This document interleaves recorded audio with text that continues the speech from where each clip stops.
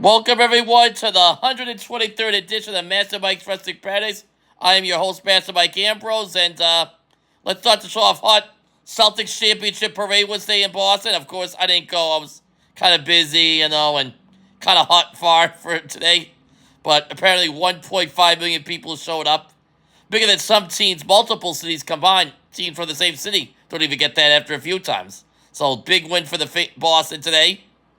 Also, Kristaps Porzingis had the WWE Replica Championship belt, the one that's the undisputed World WWE Universal Heavyweight Championship, the one that Cody Rhodes holds right now and Roman Reigns had before him. And also today, they were told.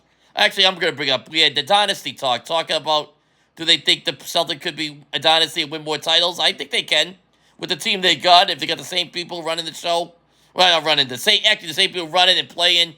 Your Brad Stevens keeps making good deals to surround guys with Brown and Tatum and Brown and all that. I think they could stay around. Coach Mazzulla is doing good. I think the Celtics could be a force for years to come. I mean, they definitely have already been to a finals before, and they always go to the conference finals, so they'll be definitely in that mix for years to come. Smackdown Preview. We got CM Punk in Chicago tonight. And you always know when CM Punk Chicago, something should happen. So tonight he's a member of Raw, but because the schedule with SmackDown in Chicago is too good to pass up, so expected some shenanigans tonight. Guy quit on Monday night. He could show up on SmackDown now. He quit Raw. We know who we're talking about. And Money in the Bank qualifiers is 2 men and 1 woman. Well, qualifiers. 2 men qualifiers, 1 woman qualifier. They're both triple threats.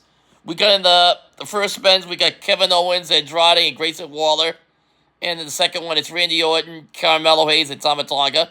Should be both good matches. Should be really interesting to see what they do there. And in the women's qualifier, we have Bianca Belair, Mi Chin, and Chelsea Green for the female. That's all for tonight. Also, we got Cody Rhodes confront the Bloodline because they attacked him. I could see Cody Rhodes getting involved in the Orton, Hayes, and Tonga match because Tonga's part of the Bloodline, and you might cost him a shot at the Money in the Bank. Because apparently the feud, they want to do Cody versus Solo Sikoa someday during the SummerSlam. So, I don't know. Solo Sikoa's kind of funny. He's not like Roman Reigns. I'm sorry, he's not at the level of Roman Reigns, but I think Roman Reigns is going to come back and get involved and attack Solo, build to a match there. I really think Tama Tonga could be a good interim leader of this Bloodline, it's Solo's because even though he's not a Bloodline member, he's pretty cool. And also I heard Jacob Fatu's supposed to come in. Hikuleo, who's a free agent, who's just in New Japan, he's rumored to be coming in. He's another one of Haku's kids, so that should be interesting. You got in this, but like I said in this one, there's more Haku kids than there are Anawani kids. In this one, well, that's the way that goes. Oh, and LA Knight going to confront Logan Paul. They're going to continue their feud, and I think LA Knight's going to end up beating Logan Paul for the United States title. It's about time. Although I like Logan Paul. Some people say he didn't defend it, but I still think he's done a good job with the title. He has good matches. He has great matches whenever he's on. He's delivered the matches, so quality over quantity, they say, but I think he has to fit a little bit more, I think. Stanley Cup Finals night. I said before, because the Panthers clinched, well, they didn't clinch. Now it's back to Edmonton. They've lost their last 2 games. Has to be up 3 games to none. I still think that Florida closes tonight. The Panthers win. But you never know. We've seen people blow 3-0 leads before in hockey, but never in the Stanley Cup Finals. They've blown in other rounds. We've seen guys come through. Bruins had a 3-0 lead. They lost to the Flyers. And, of course, in baseball, obviously we all know what happened there with the Red Sox coming back to beat the Yankees after being on 0-3. But that was the ALCS. They were never the final round, like of a championship, winner take all everything. If you know what I mean. Like the final round of playoffs. This has never happened before in the 7-game format. The big choke job the Florida Panthers don't. Might be the biggest choke job in sports. The Florida Panthers blow a 3-0 lead after being 1 game from the Stanley Cup, the top right in hockey. So that's something to look into.